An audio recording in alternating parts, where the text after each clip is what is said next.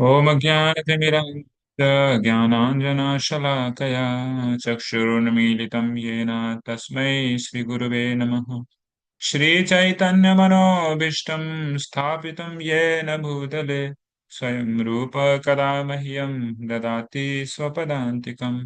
वन्देऽहं श्रीगुरो श्रीयुतापदकमलं श्रीगुरोन् वैष्णवांश्च श्रीरूपं साग्रजातां सगणा रघुनाथान्वितं तं सजीवं साद्वैतं सावधूतं परिजनसहितं कृष्णचैतन्यदेवं श्रीराधा कृष्णपादान् सहगणा ललिता श्रीविशाखान्वितांश्च नमो विष्णुपादाय कृष्णप्रेष्ठाय भूतले श्रीमते भक्तिवेदान्त स्वामिनिति नामिने।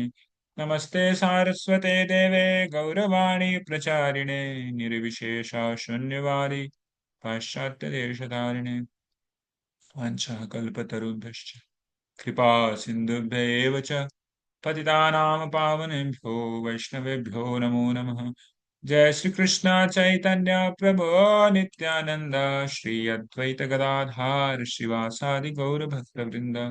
हरे कृष्ण कृष्ण कृष्ण हरे हरे, हरे Ram Ram Ram Hare Hare. Hare Krishna. So, we had been discussing chapter 7, knowledge of the absolute, and we discussed two sections of the chapter 7.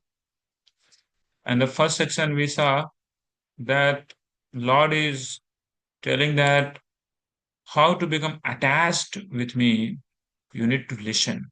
That's, he tells. Asansayam samagram mam yatha gyasis tasyanu. So to understand it fully, without any doubt, oh Arjuna, just hear, try to hear. So by hearing, what will happen? One will be able to practice Krishna consciousness.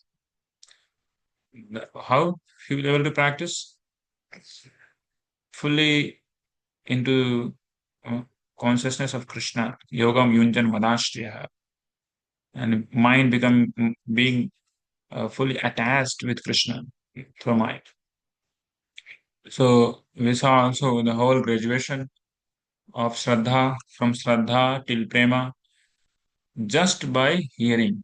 How one can get, just by hearing, he can go from Shraddha till Prema. Then Lord tells that after hearing this, what I am going to tell you, Arjuna, nothing else will remain to hear. Everything will be understood. Whatever is supposed to be heard, everything is there that I am going to tell you. And then Lord tells that how to know Krishna is very, very rare thing. Even just to become perfectionist or to come to the platform of perfection is not so easy thing. There are thousands of people. Among thousand people, maybe one person seek for perfection. And among those who seeks for perfection, if you get thousands among them, then somebody will become perfect. And among those somebody who could become perfect, who had become perfect, among those thousands of people, maybe somebody could know me in truth. Siddhanam Kaschin, Mama Veti Tattvataha. So to understand Krishna is very rare thing. Yeah. But that rare thing is going to be very, very common by Lord speaking his opulences, his and also he's going to, before that he's going to tell how every material thing in this world is actually connected with him. So bhumi rapo anlo vayu kammano buddhirevacha. He tells that how this eight things which is bhinna prakritir, which is separated energy, they are actually they're my separated energy. Similarly, there are jivas, jiva bhutam, who is exploiting the above mentioned eight material things. They are my aparayam itastu anyam. Means uh, they are superior than The previously mentioned eight things, Prakriti Vidyame, Param, they are superior. So we are all Jiva Bhuta, the Atmas. We are superior and we are trying to exploit the material elements. And in this way, everything, whatever we are able to see in this material world, is just a combination of superior and inferior nature of the Lord. Yeah. So inferior nature means separated potency, separated energy of the Lord, and superior means we are all jivas, the souls. So in this way, aham krishnasya jagatah prabhavah pralayas. Lord tells that I am the origin and I am the annihilation. I am the manifestation, everything coming from me. So ultimately, Krishna concludes in 7.7 that actually there is me only, which is truth. Behind everything is me only. Just like the example is given what is the example given, Prabhu? What is the example given? How Krishna is there as the ultimate truth behind everything. What is the example given?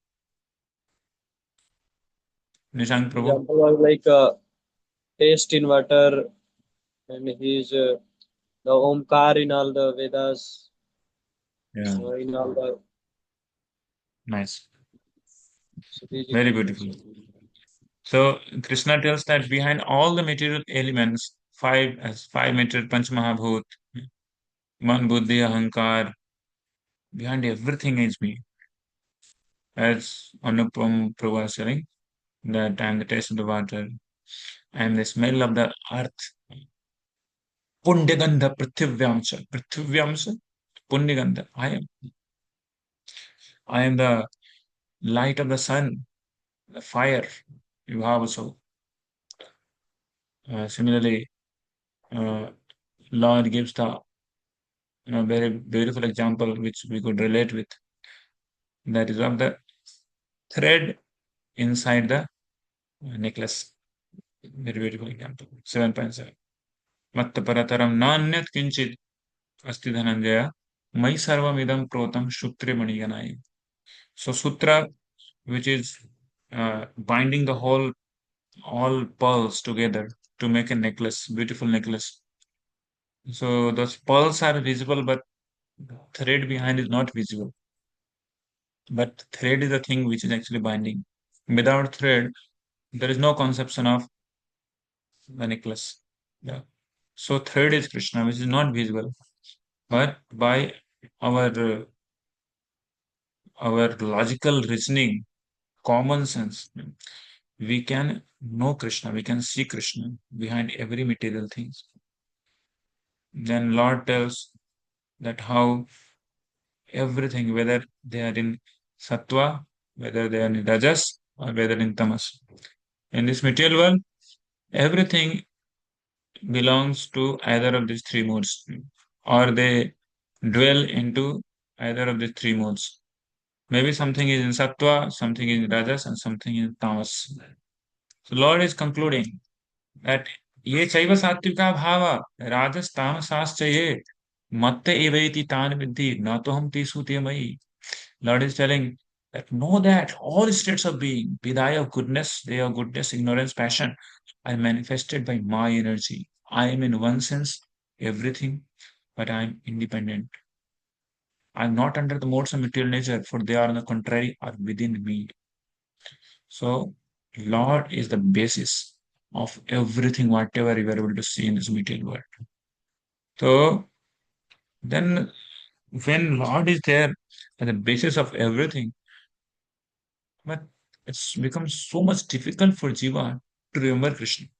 That's the summon substance of that's actually the goal of seventh chapter that Lord is telling that the after knowing this all, O Krishna, O Arjuna, you will able to become attached to him. Maya sakta manah partha. Manah, the mind will be attached to Mai. So even we understand, okay, behind everything in Krishna, but it's so difficult to remember Krishna, seeing the things. We see only things only, but not Krishna behind those things. Why? we are not able to see Krishna. So then Lord goes ahead from text 13 onwards. So these three modes of material nature is uh, actually manipulating every jiva. Every living entity is being manipulated by these three modes and becoming bewildered by these three modes. Nobody is able to know Krishna, even though Krishna is so near and very dear to us. Krishna is right there in our eyes, right? Krishna is right there in our eyes. In every atom, Krishna is there. But still, we are not able to see Krishna with his eyes. The laptop, the screen I am seeing, this is working so nicely because of Krishna's energy. But I am not able to see Krishna. This webcam is working by the energy of Krishna. The electricity, this everything is actually is just because of Krishna's energy. Everything is situated. But Mohitam Navi Janati. Jiva living entities are fully bewildered by the three modes and they're not able to know. So from text 13 and 14, two slokas, they describes how every jiva is controlled by Krishna. And to really know Krishna and really to come out from these three modes, one need to do one thing, only one thing, that is to surrender to Krishna. Otherwise, it's not at all easy. So the next section, the fourth section goes from 15th sloka onwards. It goes till 19th sloka, where four kinds of impious people, those who do not surrender to Krishna, and four kinds of pious person who do surrender to Krishna, they are described. And then also in that section also described that among those four kinds of pious people who are more dear to Krishna. Then from text 20 to 25, there is a description of demigod worshippers and personalists who surrender in misplaced. So I think today we could cover at least three sections today.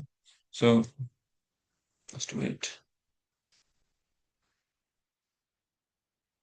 So I'm just going to share with you all the sloka. Then we shall begin.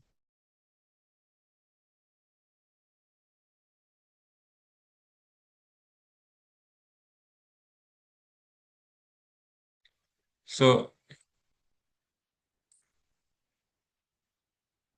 yeah. So we shall go in the same format. I will read the sloka and the translation. Then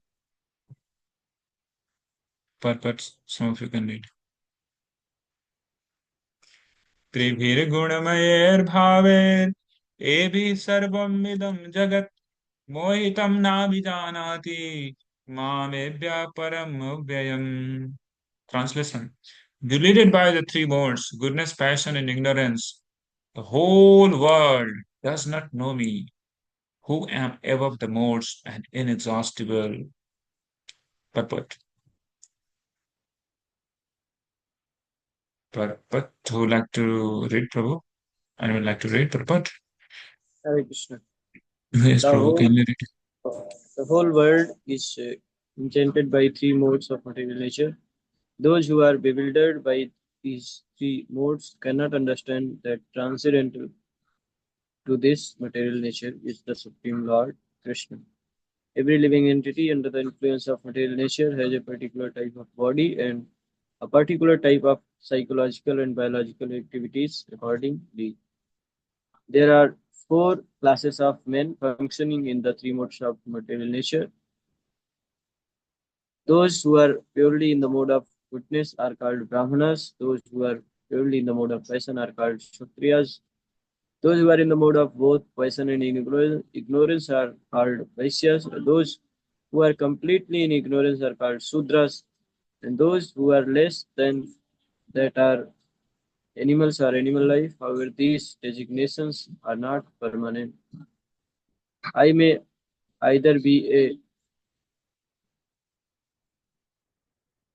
oh, please scroll up. I may either be a Brahmana, Kshatriya, Vaishya, or whatever in any case.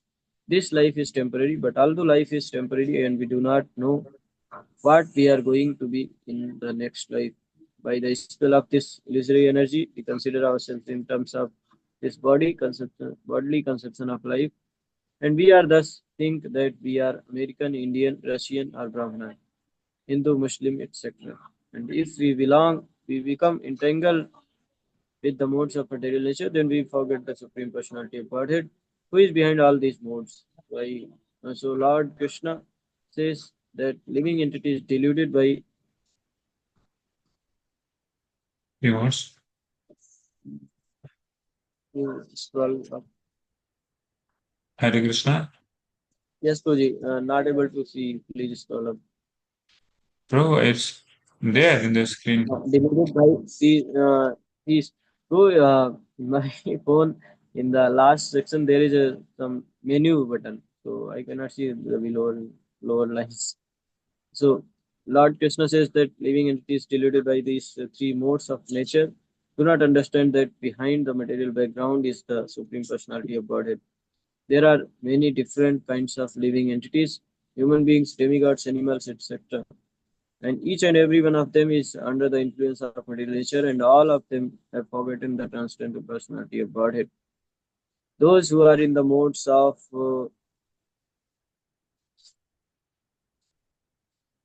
Passion and ignorance. this, Very good. oh, please scroll up. Bro, it's scroll, yeah? No, maybe my net is weak or some glitch. Uh, Are you modes able to of see? yes, yes, Guruji. Those who are in the modes of passion and ignorance, and even those who are in the mode of goodness, cannot go beyond the impersonal Brahman conception of the absolute truth. They are bewildered before the Supreme Lord in his personal feature, which possess all beauty, opulence, knowledge, strength, fame, and renunciation. When even those who are in the goodness cannot understand what hope is there for those in passion and ignorance. Krishna consciousness is transcendental to all these three modes of material nature, and those who are truly established in Krishna consciousness are actually liberated. Hare Krishna. Hare Krishna. Thank you so much, Prabhu. Yes. So once again, same thing. Lord is telling that, as Prabhupada is telling that living entities, they are taking different conception of their life according to the three modes. So Srila Prabhupada tells in mode of goodness, they consider themselves that they are brahmanas. In mode of passion, they consider themselves to be kshatriyas or some different rulers of the state or the world or the country in mode of passion. Or else they consider themselves to be the ruler of their family. And mode of ignorance, they consider, okay, I'm just a worker. Uh, I'm Shudra, okay, working under this company. I belong to this company. I belong to Amazon, and I belong to Flipkart, and I belong to Microsoft, and I'm such and such engineer. I'm an Indian engineer. So in this way, he just switching from one conception to another conception, and he happened to leave the body and having very rugged down consciousness cultivated in the life of human being. Then he will go to animal life, and there also he'll feel something like that. When he get to the cat life and dog life, he'll feel like, oh, I am dog.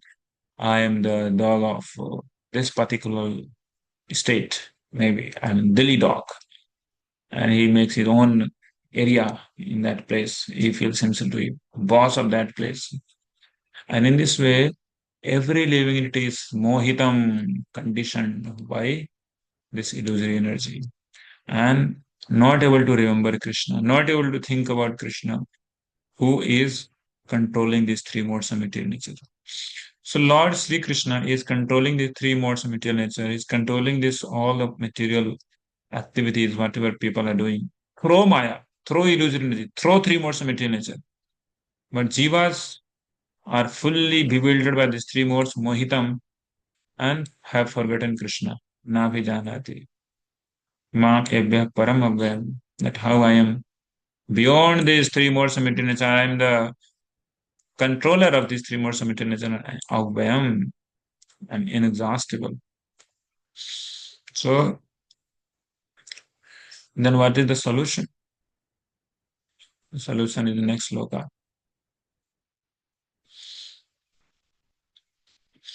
Uh,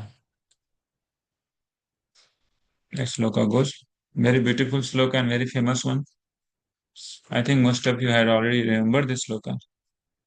Text 14. दैवी एषा गुणमयी मम माया दुरत्यया माम एव ये प्रपद्यन्ते मायामेतां तरन्ति ते. Translation. This divine energy of mine, consisting of the three modes of material nature, is difficult to overcome. Yeah? Lord Himself is telling it's very difficult to overcome. Duratya. It's duratya. But those who have surrendered unto me can easily cross beyond it. Mamev prapadyante mayametam taranti. Otherwise, it is duratya, very difficult to overcome. Gunamayi maya, illusory energy which is made of three modes of material nature. Okay, let's see Parpat. Parpat, who like to read? Purpose is to engage the Supreme Just, Personality of Godhead has innumerable energies, and all these energies are divine. Although the living entity is a part of his energies and therefore divine. Due to contact with the material energy, this original superior power is covered. Being thus covered by the material energy, one cannot possibly overcome its influence. As previously stated, both the material and spiritual nature being emanation from the Supreme Personality of Godhead and eternal. The living entities belong to the eternal superior nature of the Lord. But due to the contamination by the inferior nature matter, their illumination is also eternal. The conditioned soul is therefore called Nityabadha, or the eternally conditioned. No one can trace out of the history of this becoming conditioned at a certain date in material history. Consequently, his release from the clutches of material nature is very difficult. Even though that material nature is an inferior energy, because material energy is ultimately conducted by the supreme will, which the living entity cannot overcome. Inferior material nature is defined herein as divine nature due to the divine connection and movement by the divine will.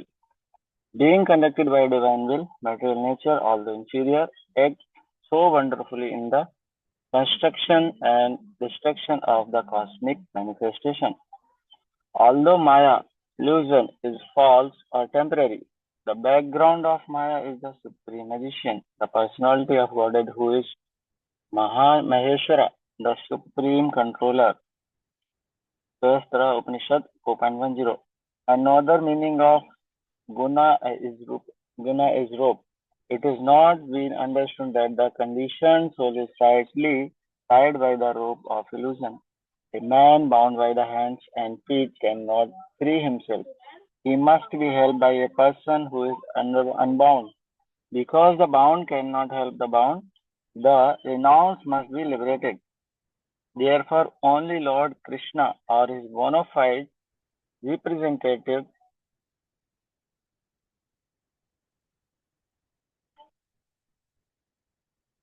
the spiritual master, can release the conditioned soul. Without such superior help, one cannot be freed from bondage of material nature. Devotional service of the Krishna consciousness can help one gain such release, Krishna being the Lord of the illusion energy, can order this insurmountable, insurmountable energy of release the conditioned soul. He ordered this release out of his causeless mercy on the surrendered soul and out of his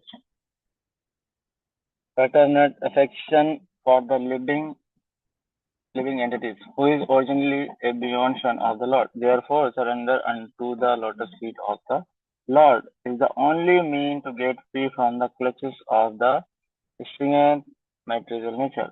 The words man eva are also significant. Mam means unto Krishna, Vishnu only, and not Brahma or Shiva.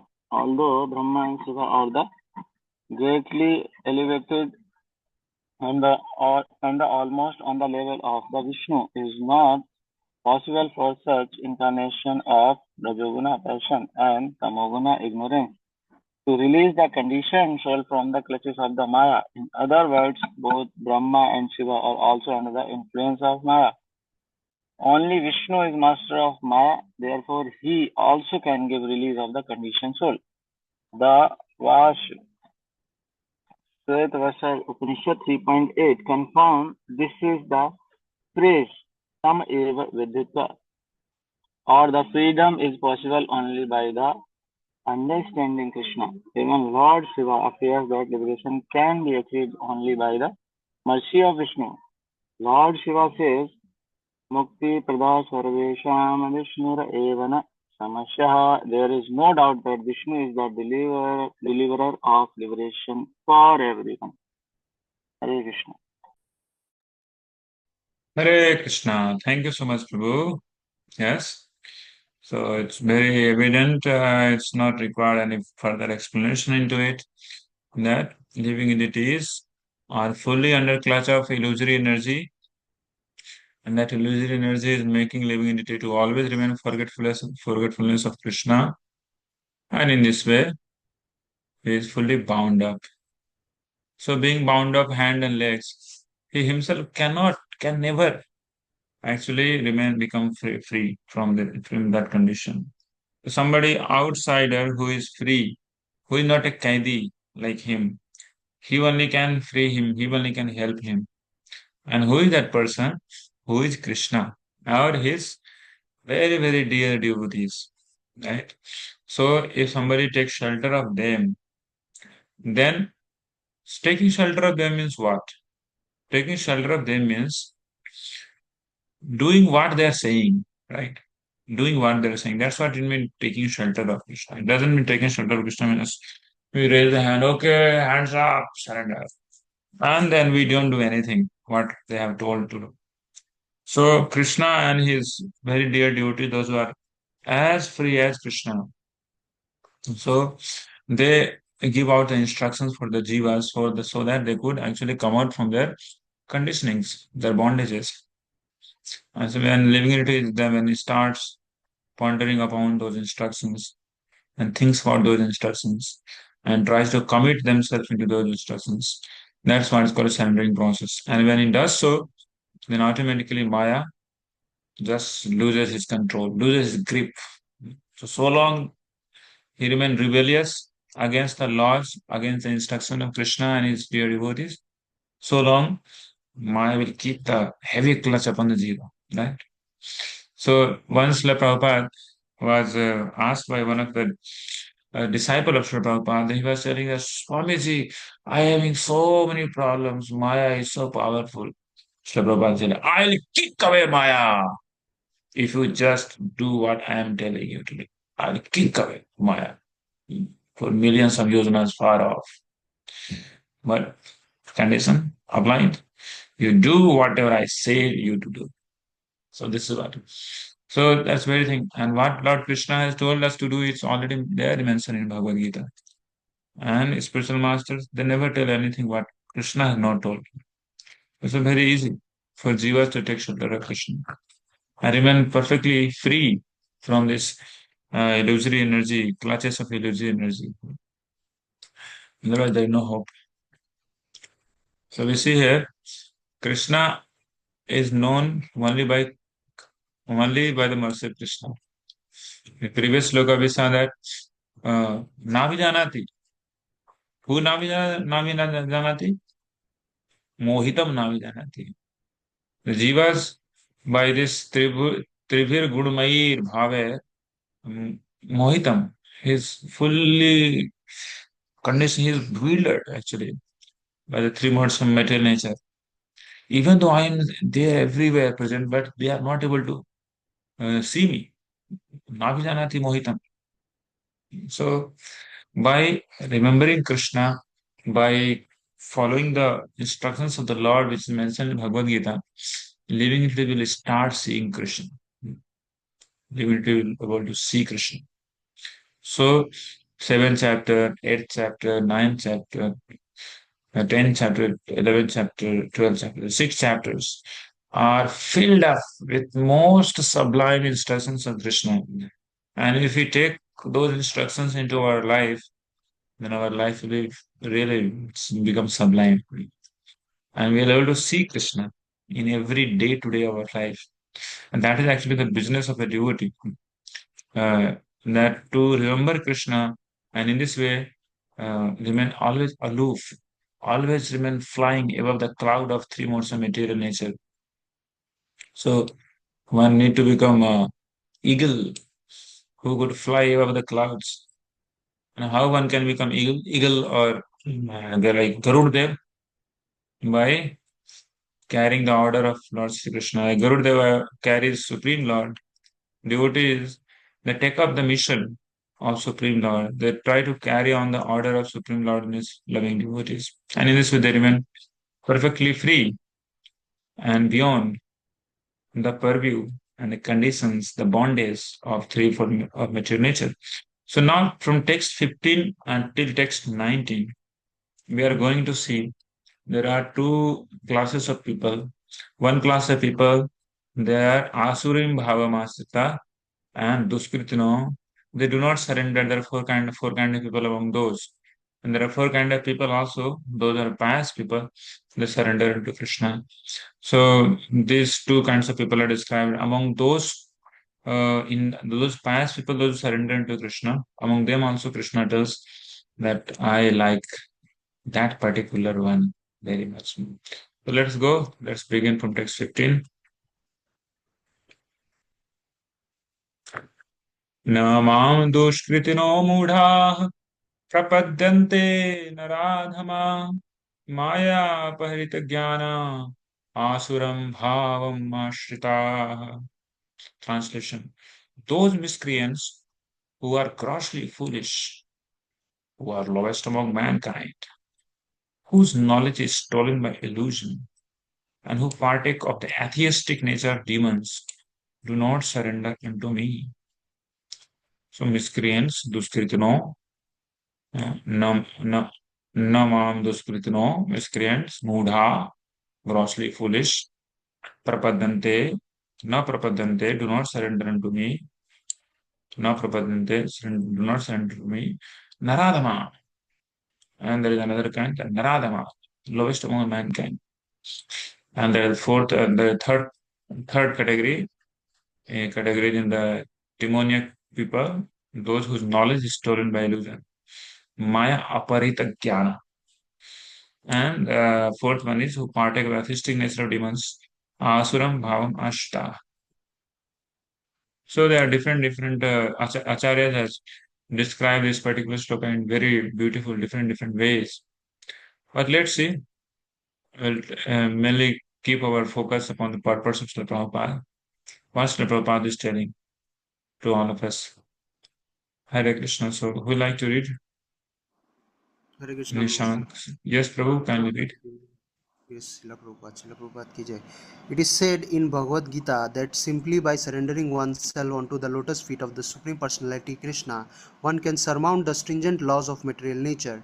As at this point, a question arises. How is it that educated philosophers, scientists, businessmen, administrators, and all the leaders of the ordinary men do not surrender to the lotus feet of Sri Krishna, the all-powerful personality of Godhead? Mukti or liberation from the laws of material nature is sought by the leaders of mankind in different ways with great plans and perseverance for a great many years and births. But if that liberation is possible by simply surrendering unto the lotus feet of the Supreme Personality of Godhead, it is possible by simply then why these intelligent and hardworking leaders adopt this simple method? The Gita answers this question very frankly. Those really learned leaders of the society like Brahma, Shiva, Kapila, the Kumaras, Manu, Vyasa, Devala, Asita, Janaka, Prahlada, Bali, and later on Madhavacharya, Ramanujacharya, Sri Chaitanya, and many others who are faithful philosophers, politicians, educators, scientists, etc., surrender to the lotus feet of Supreme Person, the all-powerful authority. Those who are not actually philosophers, scientists, educators, administrators, etc., but pose themselves as such for material gain, do not accept the plan or path of the Supreme Lord. They have no idea of God. They simply manufacture their own worldly plans and consequently complicate the problem of material existence in their vain attempts to solve them. Because material energy, nature is so powerful, it can resist the unauthorized plans of the atheists and baffle the knowledge of planning commissions. The atheistic plan makers are described herein by the word duskrit, duskritina or miscreants. Kriti means one who has performed meritorious work. The atheist plan maker is sometimes very intelligent and meritorious also, because any gigantic plan, good or bad, must take intelligence to execute. But because the atheist brain is improperly utilized in uh, opposing the plan of the Supreme Lord, the atheistic plan maker is called Duskriti, which indicates that his intelligence and efforts are misdirected. In the Gita, it is clearly stated that material energy works under the direction of the Supreme Lord. It has no independent authority. It works as the shadow moves, in accordance with the movements of the object.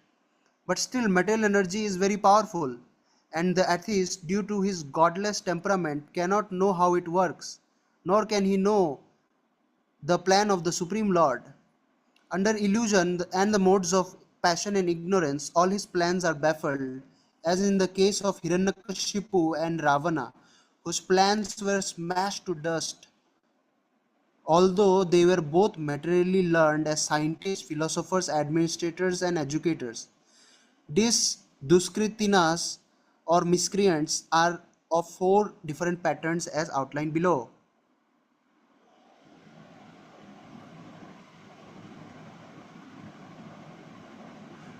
Number one, the Mudhas are those who are grossly foolish, like hardworking beasts of burden. They want to enjoy the fruits of their labor by themselves and do not want to part with them for the supreme. The typical example of the beast of burden is the ass.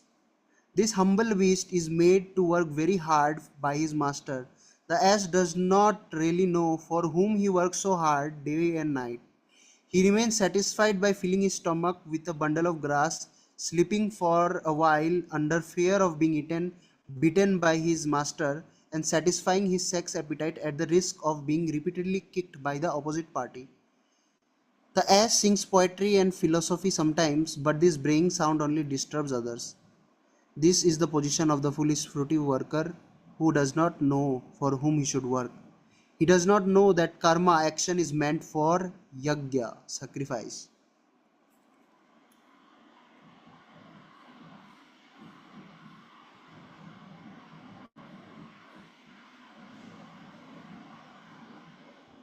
Hare Krishna. Most often, those who work very hard day and night to clear the burden of self created duties say that they have no time to hear of the immortality of the living being. To such mudhas, material gain which are destructible are lives all in all, despite the fact that the mudhas enjoy only a very small fraction of the fruit of labor. Sometimes they spend sleepless days and nights for fruitive gain, and although they may have ulcers or indigestion, they are satisfied with practically no food. They are simply absorbed in working day and night for the benefit of illusory masters. Ignorant of their real masters, the foolish workers waste their valuable time serving mammon. Unfortunately, they never surrender to the Supreme Master of all masters, nor do they take time to hear of him from the proper sources.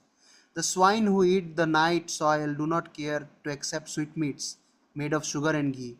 Similarly, the foolish worker who will untiringly continue to hear of the sense enjoyable tidings of the flickering Mundane world. mundane world, but will have very little time to hear about the eternal living force that moves the material world. Number two, another class of Duskriti or miscreant is called the Naradham or the lowest mankind. Nara means Aradhana. Naradham. Hmm. Naradham. Nara means human being and Adham means lower. Out of the 8,400,000 different species of the living being, there are 400,000 human species. Out of these, there are numerous lower forms of human life that are mostly uncivilized. The civilized human beings are those who have regulative principles of social, political, and religious life. Those who are socially and politically developed but who have no religious principles must be considered Naradham, Naradhams. Nor is religion without God religion, because the purpose of following religious principles is to know the supreme truth and man's relation with him. In the Gita, the personality of Godhead clearly states that there is no authority above him and that he is the supreme truth. The civilized form of human life is meant for man's reviving the lost consciousness of his eternal relation with the Supreme Truth, the personality of Godhead Sri Krishna,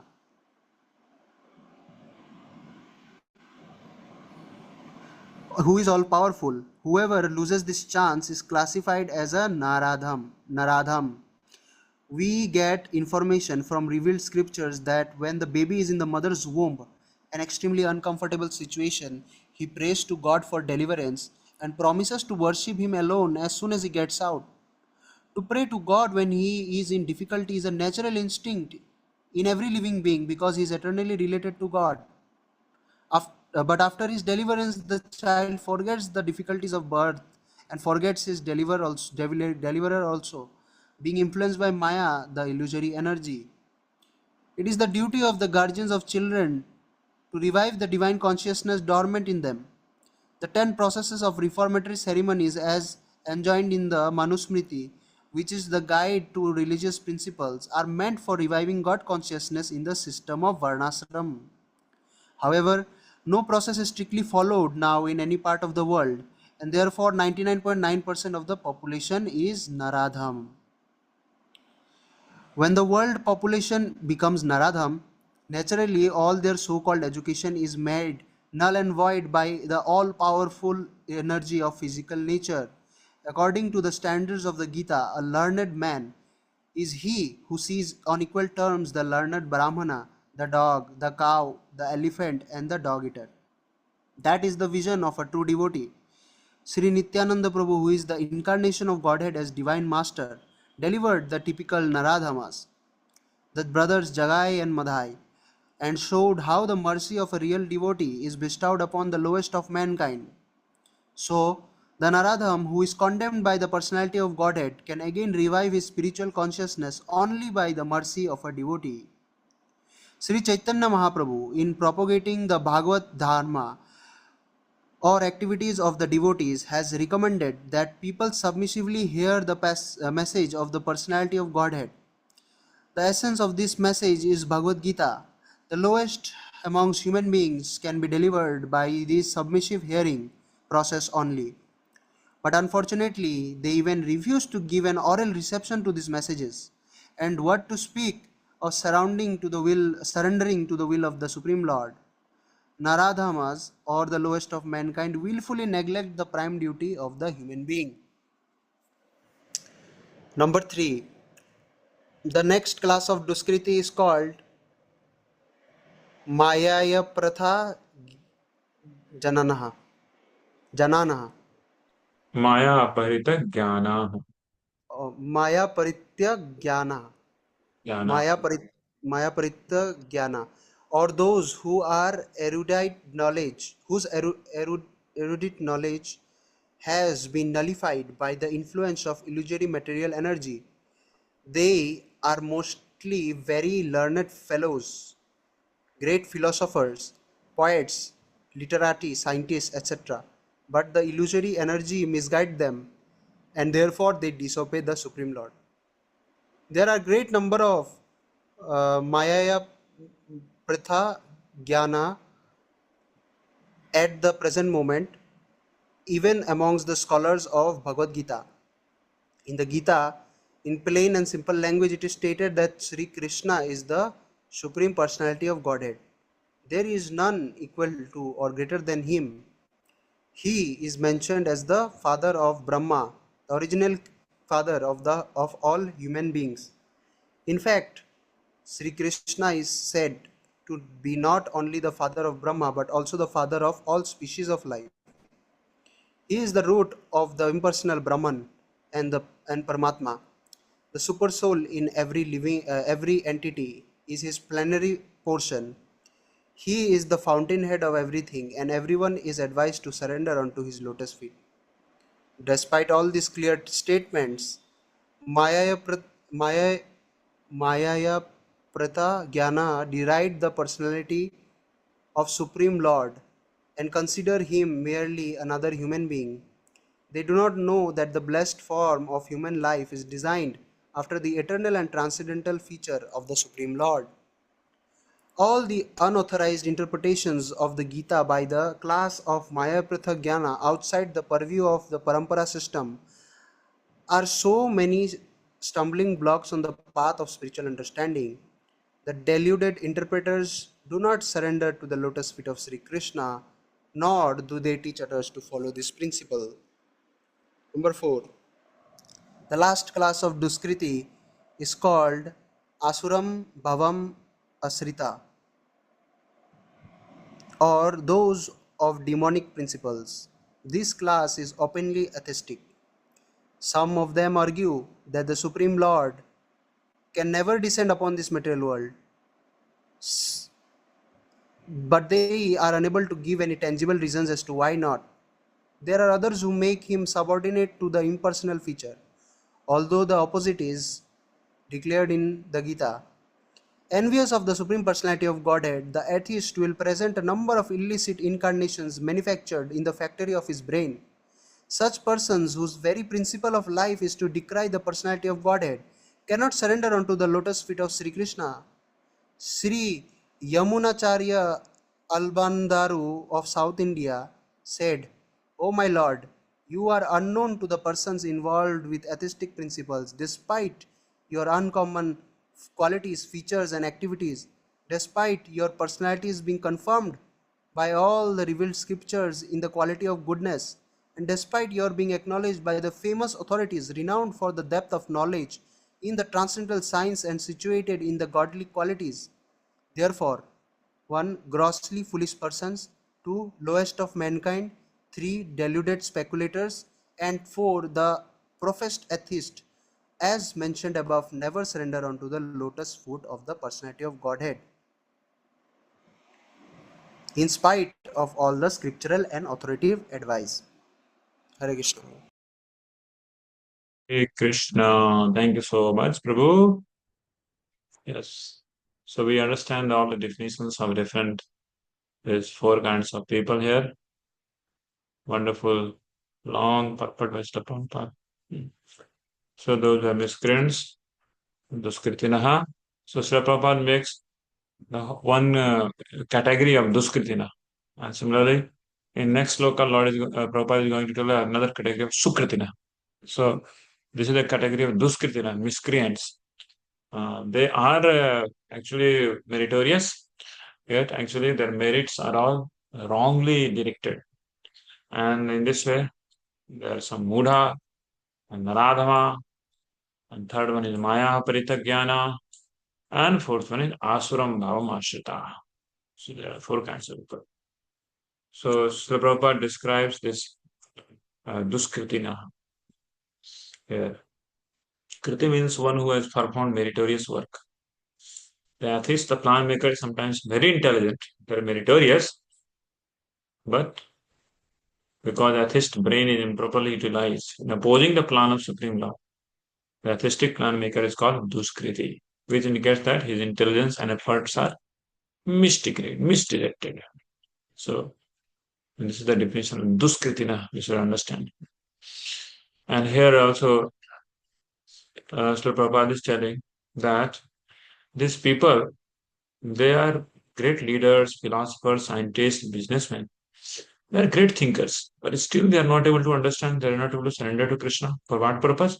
Because have they have actually got hold upon this post and positions for their material gratification, material benefit.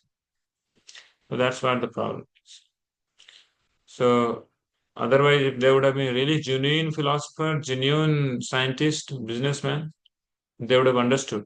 Like there are many, had happened that many genuine scientists world like Newton, Einstein, and they have ultimately conferred to the whole world that Krishna exists, God exists.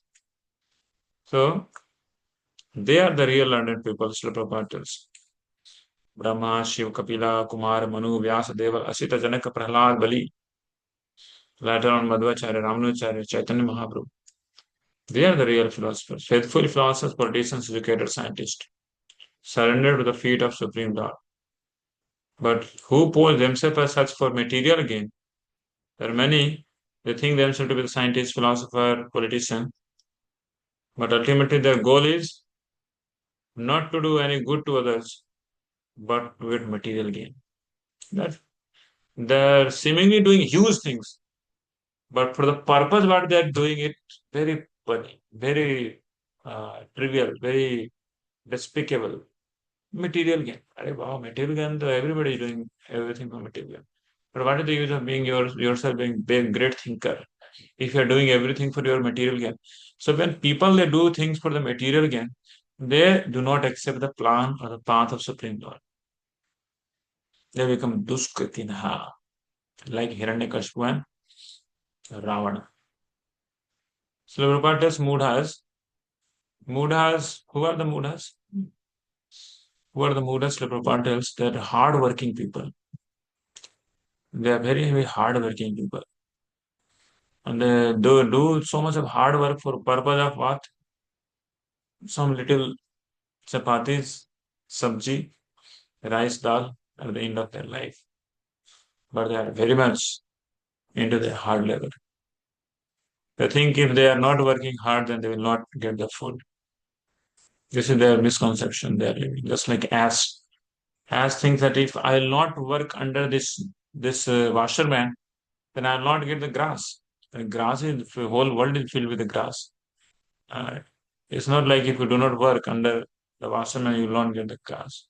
Grass anyway, people are so many animals are there who are having grasses. So ignorant of their real master, the foolish worker, waste their valuable time serving them all. Similarly, this Duskriti, second class Naradhama, those who are socially and politically developed but who have no religious principles must be considered Naradhamas. Then here we see Maya Pratigyana, mainly those who are scientists, poets, those who are in mode of goodness, philosophers, but the illusory energy misguides them, and therefore they disobey the Supreme Lord. They think themselves very great, not to surrender into the Lord's Spirit Krishna, Maya Pratigyana. And fourth is called Asuram Bhava Ashita, demonic, those who are taken shelter of demoniac principle. This class is openly atheistic.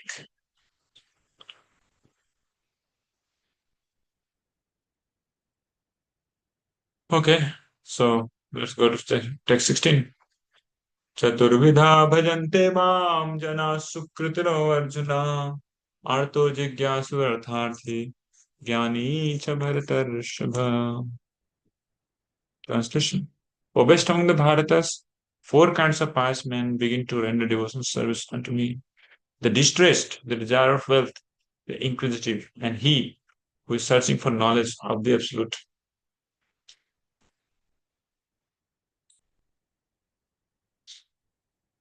Divyanshu Prabhu, could you read, Prabhu? Divyanshu Prabhu, are there? Yeah, yes, Guruji. Can we read, Prabhu? Unlike the miscreants, these are adherents of the regulative principles of the scriptures, and they are called Sukritina, or those who obey the rules and regulations of the scriptures, the moral and social laws, and are more or less devoted to the Supreme Lord. Out of these, there are four classes of men: those who are sometimes distressed, those who are in need of money, those who are sometimes inquisitive, and those who are sometimes searching after knowledge of the absolute truth. These persons come to the Supreme Lord for devotional service under different conditions. They are not pure devotees because they have some aspirations to fulfill in exchange for devotional service. Pure devotional service is without aspiration and without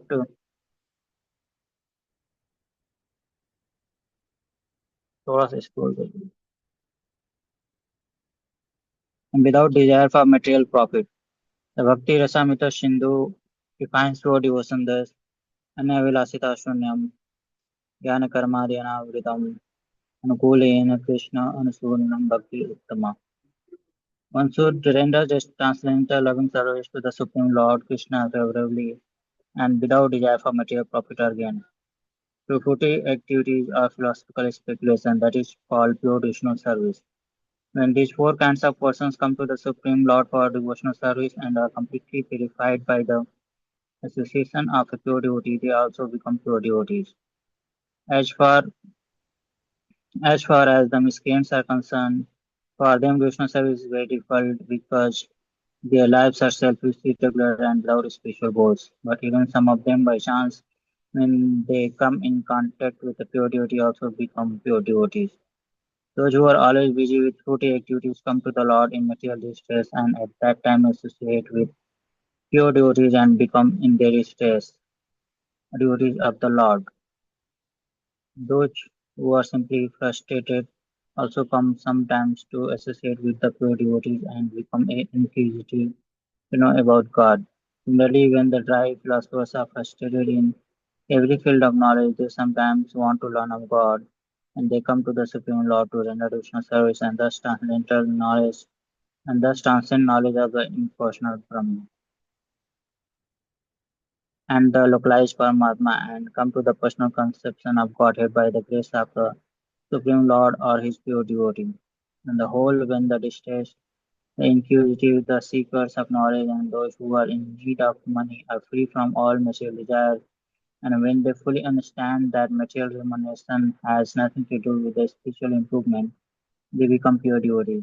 As long as such a purified stage is not attained, devotees in transcendental service to the Lord are tempted with fruited activities, the search for mundane knowledge, etc. So one has to transcend all this before one can come to the stage of pure devotional service. Hare Krishna. Thank you so much, bro. So here's this Sukritina. The four kinds of Sukritina are described. Chaturvidha, there are four kinds. They worship, they bhajante, they render service, not worship, they render service to the Lord. The Sukritina, Jana Sukritina. Artho, first is Artho, means they are in distress. The Gyasu, they are inquisitive. Artharthi, they want money. And Gyani, they are after liberation, right? They're after knowledge and liberation. So there are four kinds of people. They surrender to Krishna, they come to Krishna, but they have their own agendas. So what is the agenda for the Artho? They want the material problems to get over. ओ भगवान कृपा करो हमारे ऊपर हमारे सारे दुख को हटा दो दुख का क्या बोलते हैं कष्ट कष्ट हरे मन का ओम जय जगदीश हरे तेरा तुझको अर्पण क्या लागे मेरा आर्तो जिज्ञासु inquisitive. I want to know this thing, that thing, how the world is created. It looks very fascinating. And this Vedic cosmology. Let me know. So then comes Artharthi, money. Many people like, go to Balaji. They deal with Balaji. They say, Balaji, I'm going to USA or I'm going to go for a business. So if I get success, then your 25% profit belongs to you. Okay. Artharthi. They go to God and they do some dealings with God. And fourth class of people, they do not know, they do not want anything material, but they also want something. What is that? Then they want jnana as well as liberation. So the fourth one is better situated than any other three. But the all four class of people, Shilpa are not pure devotees. Pure devotional service is anabhilasita sunyam. There should not be any tendency of desires other than Krishna. and to satisfy Krishna, to please Krishna. So all of the tendencies other than pleasing Krishna should be zero, shunya. And jnana karmadi avritam, it should be uncovered from jnana and karma. Fruitive activities, like in devotional service also we do have the fruitive activity, right? Fruitive mentality, right? I do devotional service this much, then I should get this job, something like that. Or I will get a good wife, or maybe I will get good intelligence, or maybe I will get more focus. So it's all karmadi, right? And sorry, jnana also. People they go more into the jnana, knowing the science of self. I am not this body, I am soul. They get stuck into this only. But pure bhakti is all about pleasing Krishna. It have very less things about. Of course, in beginning, jnana helps, but in latter, in advanced stage, jnanas would be left out. I mean, jnana is already there as concomitant factor of having attained devotion, pure devotion service. But jnana doesn't become a overwhelming aspect of bhakti. So, anukuliyana Krishna anusilana, devotee that gets only into favorable devotion service. Whatever is favorable for the Lord's pleasure, for that thing he is always endeavoring. Krishna anusilana, bhakti uttama. And this is called uttama bhakti. This is called uttama bhakti. So, to come to this uttama bhakti platform, what is the key factor in every section for all the four kinds of people? Key points Prabhupada is pointing on that association of pure devotees. So when these four kinds of persons come to the Supreme Lord for devotional service and are completely purified by the association of pure devotees, they also become pure devotees. So association of pure devotees is very, very important. Of any person to get matured into loving pure devotional service, association of pure devotees is something like a catalyst or something, a rate determining effect, rate determining reagent, we can say. In any chemical reaction, we have some reagent. If that reagent is not there, then the reaction is never going to go ahead. So, this association of pure devotees is the only thing by which any person, whether he is Artho, Arthati, Jigyasu, or Jnani, who could advance themselves into the platform of pure devotional service. Yeah. Okay, so let's go to text 17. तेषां ज्ञानी नित्ययुक्ता एक भक्तिर्विशिष्यते प्रियो हि ज्ञानिनो अत्यर्थम aham sacha mama priya.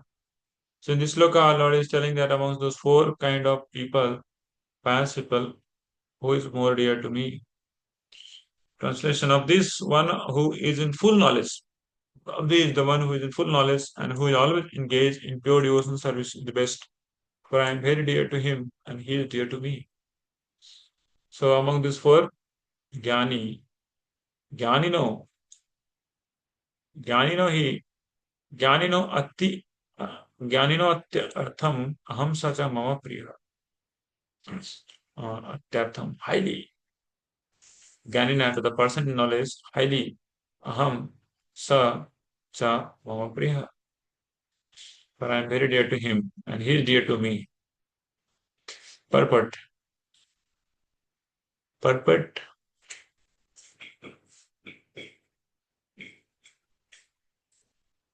Abhishek Prabhu, could you read?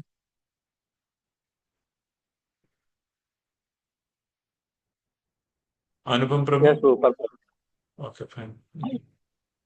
Free from all contaminations of material desire. The distress is inquisitive.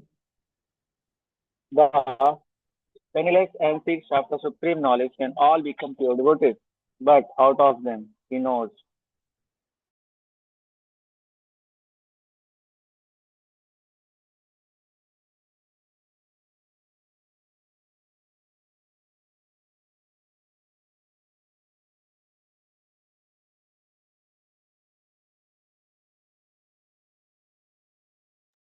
same time engage in meditation Prabhu, I'm not able to hear. Hare Krishna. by searching out knowledge.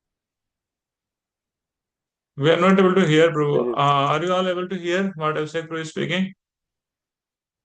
Your voice is breaking, bro. Abhishek Prabhu's voice is breaking, right? Yes, yes, bro. Abhishek Prabhu, your voice is breaking, Prabhu. Would you like to give a chance to other devotee for reading? Okay, we'll go to who would like to read? Okay. Anupam Prabhu, could you read?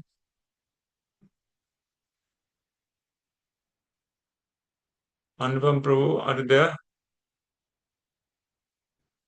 Not there. Okay. Divyan, I can read, okay. bro. Yeah, read. Uh, Free from all contaminations of material desires, the distressed, the inquisitive, the penniless, and the seeker after supreme knowledge can all become pure devotees. But out of them, he who is in knowledge of the absolute truth and free from all material desires becomes a really pure devotee of the Lord. And of the four orders, the devotee who is in full knowledge and is at the same time engaged in devotional service is, the Lord says, the best. By searching after knowledge, one realizes that his self is different from his material body, and when further advanced, he comes to the knowledge of impersonal Brahman and Paramatma. When one is fully purified, he realizes that his constitutional position is to be the eternal servant of God. So, by association with pure devotees, the inquisitive, the distressed, the seeker after material amelioration, and the man in knowledge of all become themselves pure. But in the preparatory stage, the man who is in full knowledge of the Supreme Lord is at the same time executing devotional service is very dear to the Lord, who is situated in pure knowledge of the transcendence of the Supreme Personality of God, is so protected in devotional service that material contamination cannot touch him. Hare Krishna. Yes, thank you so much, Prabhu. Yeah, so this is what is called full knowledge, understanding Krishna's position. Not only the position of our own self, that I am the spirit soul, but also knowing Krishna's position, that he is transcendental from everything. That is transcendence, the Supreme Lord. That person is very dear to Krishna. And that person also make Krishna to be very dear to him. Yeah. So Bhagavad Gita comments that this type of jnani, the devotee in knowledge, who desires only Krishna's service, is so dear to Krishna that the Lord is not satisfied just to characterize him as the best. He thus adds that he is dear to me. Is dear to me. Yeah. So this should be our goal, to come at least to this platform, that we should only desire Krishna's service and nothing else. So that person is really becomes very, very dear to Krishna. And Krishna again, he will confirm in chapter 12 that any person who makes his ultimate goal of his life to attain my lotus feet, that person is most dear to me. So after hearing these words, one may conclude that the three Karma Mishra Bhaktas are insignificant and only Jnana is important, anticipating this Krishna and speaks, etc. So now somebody will think, okay, Jnana is better than all others, so rest of them are, I mean, they're not so important. So Lord is giving the hope again. He's glorifying those other three also to be Udara. Text 13. Udara sarve vete jnani tatmamaiva gatam asita sahi yuktatma mamevan uttamam gatim. Udara sarve vete. They're all are magnanimous. Okay? Translation. All these devotees are undoubtedly magnanimous souls. But he who is situated in knowledge of me, I consider to be just like my own self. Yeah. So it is jnani, not just knowing the self to be soul, and I'm different from the material body, I'm spirit soul. No. Jnana means those who knowledge, those who situated in knowledge of me, I consider to be just like my own self. So, being engaged in my transcendental service is sure to attain me the highest and most perfect goal. Purport. A small purport.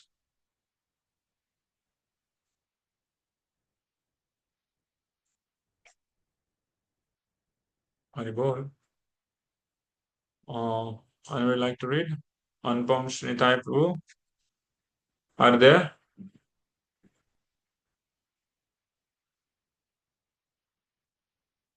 Doesn't look like we are there with Anupam Prabhu. Okay, Nishank Prabhu, carry on. So, yes, Prabhu. Purport, it is not that devotees who are less complete in knowledge are not dear to the Lord. The Lord says that all are magnanimous because anyone who comes to the Lord for any purpose is called a Mahatma or great soul. The devotees who want some benefit out of devotional service are accepted by the Lord because there is an exchange of affection. Out of affection, they ask the Lord for some material benefit, and when they get it, they become so satisfied that they also advance in devotional service. But the devotee in full knowledge is considered to be very dear to the Lord because his only purpose is to serve the Supreme Lord with love and devotion. Such a devotee cannot live a second without contacting or serving the Lord, Supreme Lord. Similarly, the Supreme Lord is very fond of his devotee and cannot be separated from him. In Srimad Bhagavatam, 9th canto, 4th chapter, 68th verse, the Lord says, uh, Sadhavo Hridayam Mahyam Sadhunam Hridayam Tuaham Madanyate na janati Naham Tebhyo Managapi. the devotees are always in my heart, and I am always in the hearts of the devotees. The devotee does not know anything beyond me, and I also cannot forget the devotee. There is a very intimate relationship between me and the pure devotees. Pure devotees in full knowledge are never out of spiritual touch, and therefore they are very much dear to me. Hare Hare Krishna. Krishna. Yeah, so which type of devotee Lord is telling that I am always with him? That is Jnani tu Atmaiva me matam. Is knowing the real things, knowing the knowledge of his own self as well as knowledge of Krishna. Udara. Everybody is magnanimous. Those are coming to Krishna for money or to mitigate their problems or to satisfy their inquisitiveness. All are magnanimous. Certainly. Jnani tu Atma eva me matam. But those who are in knowledge, uh, they are just like my own self. Atma eva me matam. I consider them to be as dear as my own self. Astitaha saha hi yuktatma. Because he is situated fully in devotional service. Mam eva anuttamam gatim. And considering that to reach Krishna is the topmost, the perfect goal, the highest and most perfect goal. He is sure to attain me, the highest and most perfect goal, being engaged in my transcendental service. So, Lord tells he becomes very, very dear to me. Means what we understand that such devotees always they are actually associated with Krishna. Always they are thinking about Krishna's devotion, service in Krishna. Sadhava Hridayam Mahyam. Sadhavo Hridayam Mahyam. Sadhu Nam Hridayam. In Sadhu's heart, who stays? Mahya. Krishna stays in the Sadhu's heart.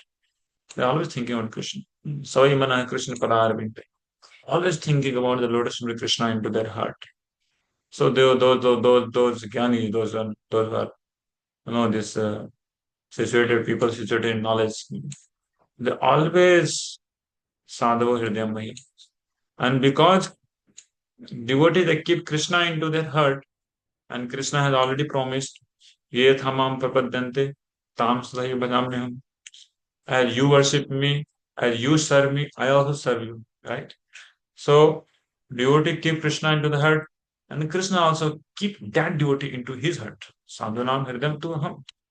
Sadhunam hridayam tu sadhu hridayam mahya. The devotees are always in my heart, and I am always in the hearts of devotees. The devotee does not know anything beyond me. I also cannot forget the devotee. In this way, there is a very intimate relationship between me and the pure devotee.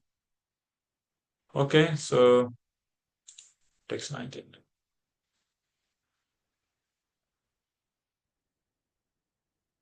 There are some references, very beautiful references from Bhagavatam, where Lord is telling that, oh Dhava, your quality is so great, so nice, that neither Lord Brahma, Lord Shiva, Lord Shankar, and the goddess of fortune, nor indeed my own self is dear as to me as you are.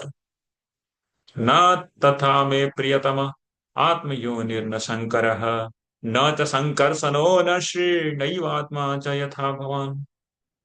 My dear Uddhav, neither Lord Brahma, Lord Shiva, Lord Shankar, and the goddess of fortune, nor indeed my own self is as dear to me as you are. The same similar sloka in Uddhav Gita here. So many things in Bhagavad Gita and Uddhav Gita are very similar. That's why there are two Gitas. Devotees should know it very well. Hmm? So how long has it takes to Jnani to attain to that real level of devotion? Text 19. Bahunam janmanam ante jnanamam mam prapadyate vasudevah sarvam iti sa mahatma sudurlabha. Translation. After many births and deaths, he who is actually in knowledge surrender unto me, knowing me to be the cause of all causes, and that all that is. Such a great soul is very rare. Huh? So surrendering unto me means what? We understand this only, that thinking about Krishna, right? Thinking about Krishna, right? So knowing me to be the cause of all causes. So knowing Krishna to be all the cause of all causes. What devotee does? He thinks about Krishna always. That's what it means, the surrender. Such a great soul is very, very rare. Being told by Lord Himself. But is there any other devotee who are ready to read, Prabhu?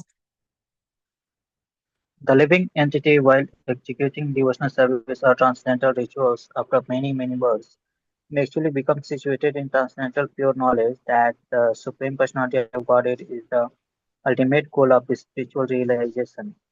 In the beginning of spiritual realization, while one is trying to give up one's attachment to materialism, there is some leaning towards impersonalism. But when one is further advanced, he can understand that there are activities in the spiritual life and that these activities constitute devotional service.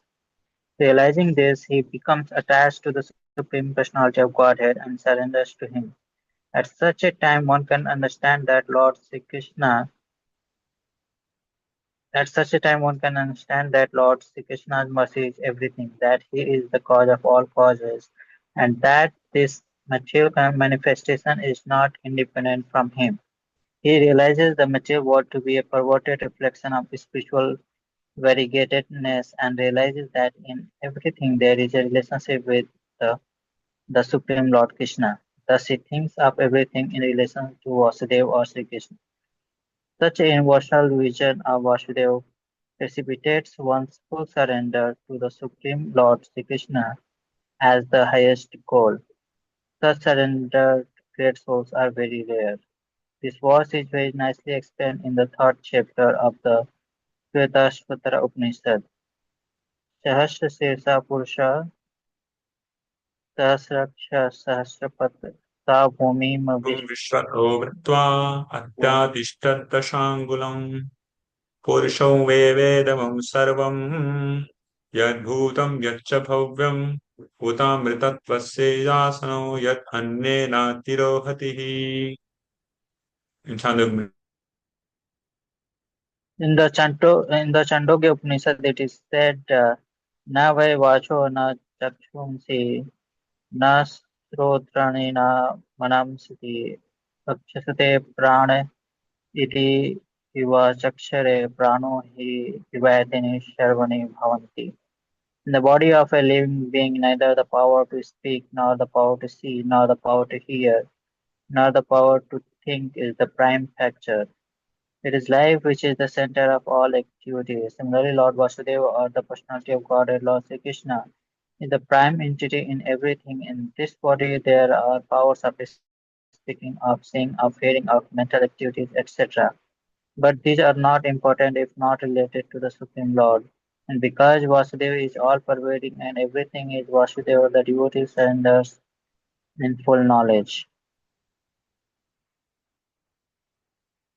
Hare Krishna. Yes, thank you so much, Prabhu.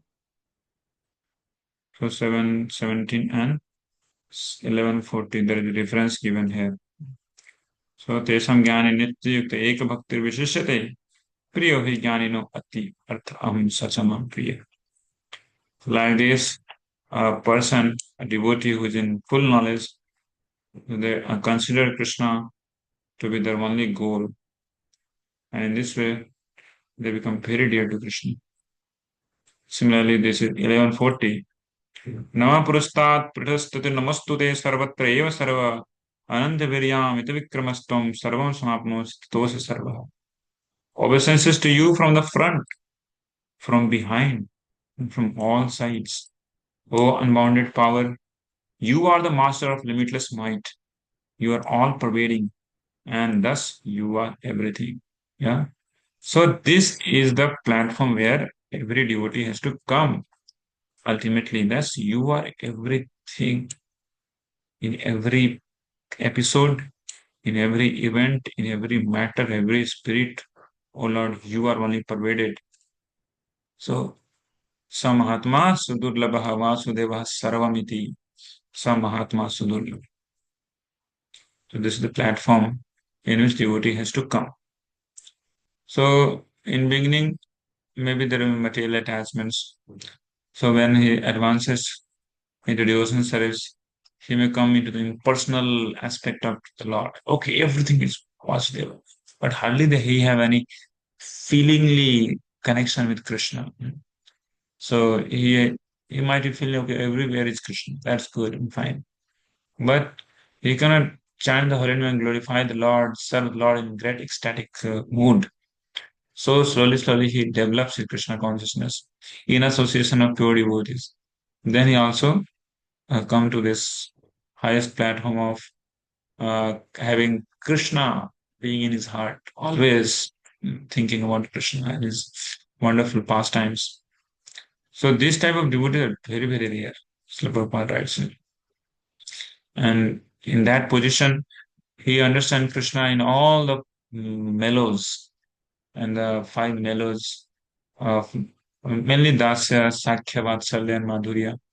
He understands Krishna in variety with many, many beautiful pastimes. And he wants to serve Krishna in different rasa, different bhava. Uh, so he wants to serve Krishna more and more. And this way he really happens to come on the platform of love of Godhead. So this is the point Krishna wanted to emphasize upon the jivas, that to understand that Vasudeva is all pervading and everything is Vasudeva, and devotees should fully surrender unto him in full knowledge. Yeah. So from text 20 onwards, we are entering into a separate section, and I like to take up these sections in the next class. So two more sections are left, and we shall open for anything to say, any question, any comment into these sections which we discussed today. We can. Hari Bol. Hare Krishna. Prabhuji, Hare Krishna, Prabhu. Hare Krishna. Nishank Prabhu. Yes, Prabhu. Please tell. Yes, Prabhu. Prabhu, in the previous verse, you said about the commentaries in Uddhav about one saying about Uddhav. Uh, so about actually, can you tell about means what is the story about behind that? That I don't Uddhav know Gita, the na? story. Yes. That Uddhav Gita is mentioned, no, there, that Lord is telling to Uddhava that you are more dear to me than even more than Brahma, right? Even more than Shankara. न तथा में प्रियतात्मा आत्मयोनि न Shankar. Atmayonis is Brahma, Lord Shiva is Shankara.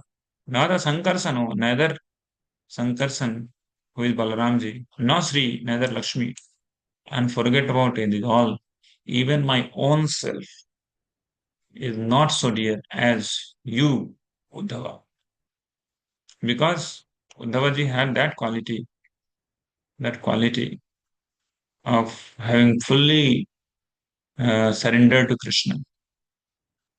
For Uddhava, there is no one in his life except Krishna. Yeah. So it is told among the Dwarkavasis, the top class devotee is Uddhava. Among the Vrindavanvasis, top class devotee is Srimati Radhika. So in Uddhav Gita, Lord tells this. In Uddhav Gita in 11, Canto 11, chapter 14, it's mentioned. Krishna explains the yoga system. The whole yoga system, as Lord is explaining here in Bhagavad Gita, a similar thing is described in Srimad Bhagavatam. Here, Lord describing in Bhagavad Gita to Arjuna, and there Lord describes the same similar kind of science, but more intimate science, more steeped with love, because he's directly speaking to Uddhavji, and there is no fight, there is no war, but Lord is just winding up his pastimes of this material world and is returning home back to Godhead. So at the end, at maybe like the last some few days before Lord leaves this planet at the dawn of Kali Yuga, Uddhavji is instructed by the Lord into this. So that's what is called recorded in Srimad Bhagavatam as Uddhav Gita. And there Lord takes up similar line of thoughts, what Lord is describing here. Lord tells that one who does not desire anything within this world, who has achieved peace by controlling his senses, whose consciousness is equal in all conditions, whose mind is completely satisfied in me, finds only happiness wherever he goes. He is always happy, whose mind is satisfied in me. And he tells that one who has fixed his consciousness in me, he desires nothing of this material world. Neither he wants the even post of Brahma, forget what post of Indra, neither he wants the empire of earth. So if such devotee, these are the qualification of the devotees to whom Krishna can say that you are more dear to even my own self. Forget about Lord Brahma, Shiva, even Mother Lakshmi. My Lord has told a similar thing to Prahlad Maharaj, because Prahlad Maharaj also had the similar kind of, um, same type of, qualification. Nanaka prishtam na chaparamishtam na sarvabhavam na rasadipattam na yoga siddhira punarbhavam va samandasatva virahaya kangshe. So devotees' only aspiration is what? They want that one-pointed feeling of separation from the Lord. They want just Krishna only into their life. They don't want anything else. Nanak Prishtam, they don't want the even planet which is beyond Brahma. And what is that? Dhruva is beyond Brahma. Nanaka Prishtam, I don't want the Dhruva planet. I don't want Vaikuntha also. Nanaka Prishtam. Nacha Paramishtam. I don't want Brahma Loka Paramishtam. Na Sarva Bhauma. Neither I want the sovereignty of the whole world. But what do I want, O Lord? That samanjasatva virahiyya comes. मैं आपके विरह में अगर जी पाऊं, so that loving devotional service that I want. Such a person desires only Krishna and no one else. So for that, those kind of people, those kind of devotees, Lord tells that devotee is very dear to me, mm, even more dear than his own self. Oh, yeah. So if you go to Srimad Bhagavatam very beautifully, these things are described. And also Bhagavatam is filled with such type of description of loving devotees. Like just now I quoted the sloka from sixth canto, from the section of Vritrasur. Vritrasur sings these beautiful slokas, even having taken birth in demoniac species, Vritrasur, exalted devotee of the Lord.